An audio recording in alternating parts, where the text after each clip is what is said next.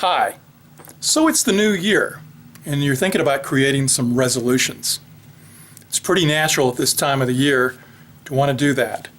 The ending of the old year and the beginning of the new is like an external marker that wants us to look at our consciousness and look at our habits and see what we need to change. Yet, keeping that in mind, let's always remember that resolutions are nothing more than setting intentions, and you can create new intentions at any time.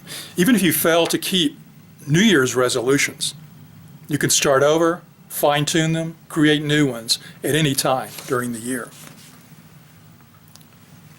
Studies show that most resolutions are around losing weight, changing diet, getting in shape, getting organized, spending more time with family, finding love, and learning something new or enjoying life more. Yet studies also show that most resolutions are lost and forgotten within the first few months of the year. How can you make resolutions that are going to stick? One of the things that I've discovered, and one of the keys to having resolutions that will last throughout the year, is to tie them to your life purpose.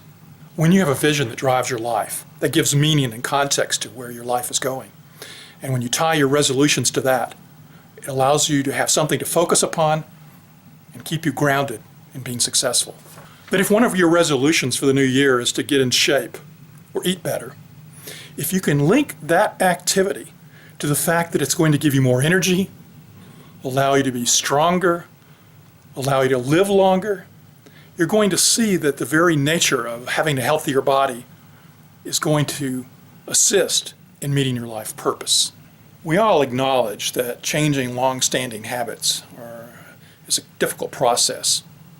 But if you can link the change to something that gives your life meaning, then it allows you to stay grounded and focused and gives you greater chances for success. Of course, all of this presupposes that you know what your life purpose is. So you're going to need to make sure you have one. If you don't, that's the first step. There's many tools for assisting you in finding your life purpose.